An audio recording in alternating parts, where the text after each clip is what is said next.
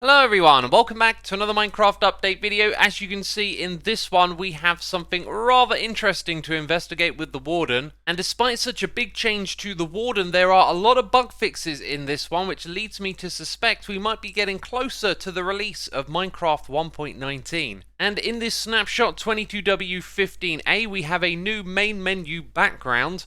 Keeping up with tradition, the panorama now represents the 1.19 update. You can see the background is a mangrove swamp biome, and in it I've noticed a chest in a boat, a warm frog and a bee.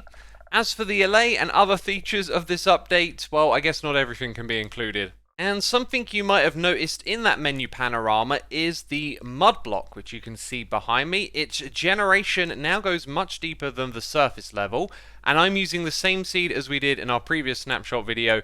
If you saw that, you may remember these hills look very different. That is because below the surface mud blocks there would have been dirt leading down to the stone level. Now it's going to be mud all the way down to where it reaches stone. Along with that, cave carvers will now be able to cut through the mud. This means that you'll be able to find entrance to caves going through like this. They won't always be waterlogged. This one that I found just happened to be so. And the biome will look and feel a little bit different in other ways too. You might notice that there is some moss now growing on top of the roots of these mangrove trees. And taller mangrove trees are now going to be more common than the shorter ones, so the layout of the canopy will now look different than they did previously. And if you wanted a good spot to see both the entrance to caves and how the mud now goes down to the stone level, this area here obviously looks a lot darker because of the mud. And it seems there was another change, not on the change log. Over here in the mangrove swamp, we now have tropical fish swimming around in the water, which I think is a very welcome addition. And I just grew this tree with some bone meal. The moss carpets that generate on top are not only with the world generation, but when you grow a tree yourself too. Previously, the mangrove's roots couldn't be composted. That is no longer the case. This block is now compostable. And when it comes to mud, there are lots of types of different vegetation that couldn't be placed on top of the mud, and now it supports all sorts of different items to be placed on top. And lastly, relating to the mangrove swamp, the wandering trader can now trade the propagule.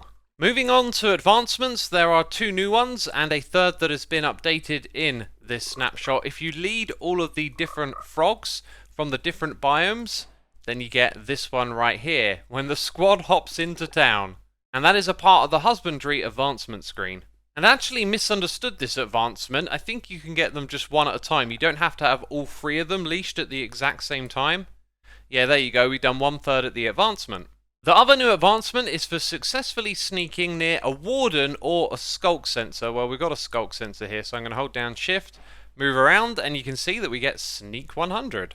And the third advancement that's been changed is the how did we get here advancement, which now requires the blindness effect from the Warden.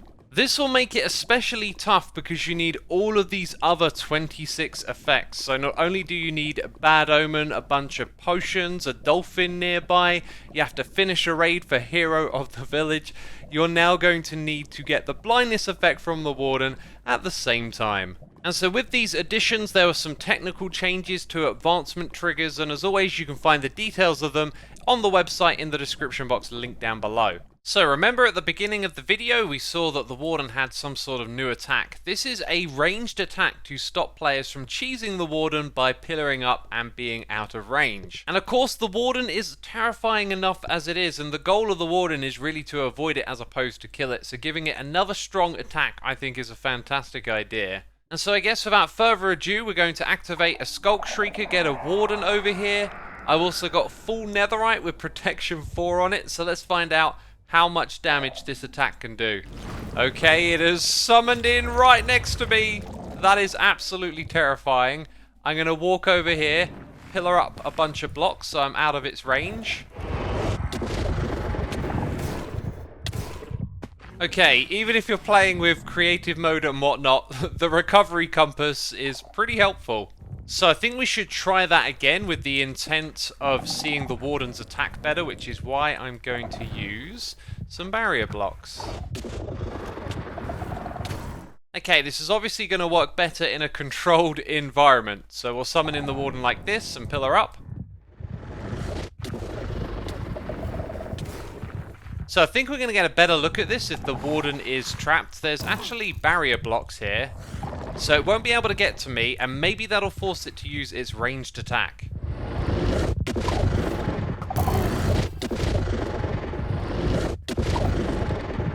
Now I'm going to take a moment and butt in and say a lot of you that watch these snapshot videos aren't subscribed, and when the snapshots come out, I make the videos, so why not subscribe and catch them in your subscription feed. Anyway, let's get back to the video. So now it's time to have fun with the slow motion analysis of the attack. You can see that the Warden kind of lunges its arms into its body, it looks down, and then as it swings them out and lifts its head back, its rib cage also opens up.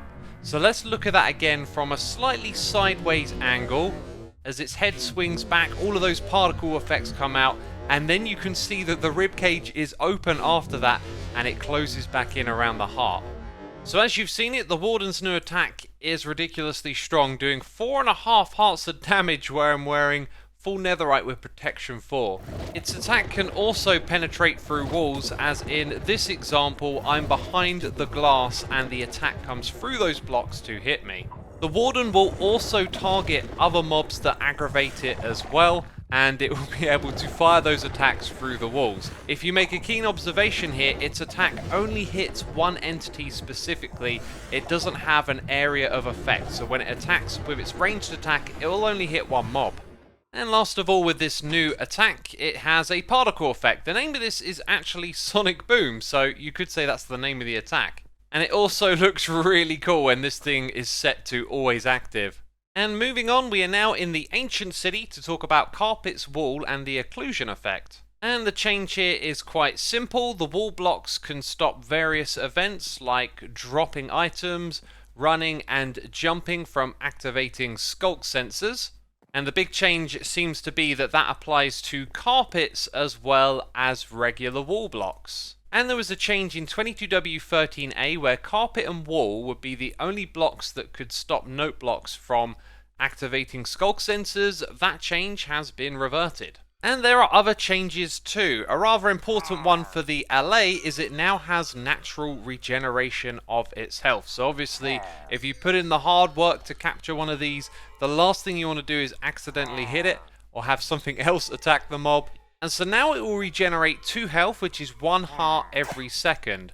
I've already attacked this LA a couple of times, and I'm just going to continue doing that and give it some time to regen. And so yeah, this should give you a bit more peace of mind that the LAs that you collect and use in your world won't end up dying from accidental damage. The boat textures have also changed as well. They probably look the same, but I assure you they have been tweaked. We have this tweet from Chi to confirm that they have actually been changed. Chi's been working all the textures, making them all consistent with the different variations of wood. So then we have some fixes related to what you can place the glow like in, the vines and the skulk vein on.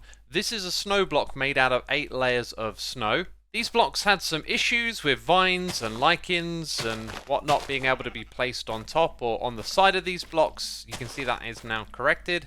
And apparently this also applied to the top of mud where you couldn't put the veins or the glow lichen. And the very last change we're going to show relates to item frames and their hitbox, which previously didn't change when you put a map inside of it. The map obviously makes it bigger, and now the hitbox changes. And that, my friends, brings us to the end of this video, but let me know with a comment down below what you think of the new Warden's Sonic Boom attack. It makes this mob even deadlier, doesn't it? Anyway, if you enjoyed the video, leave a like. Thanks as always, and I'll see you soon. Bye bye.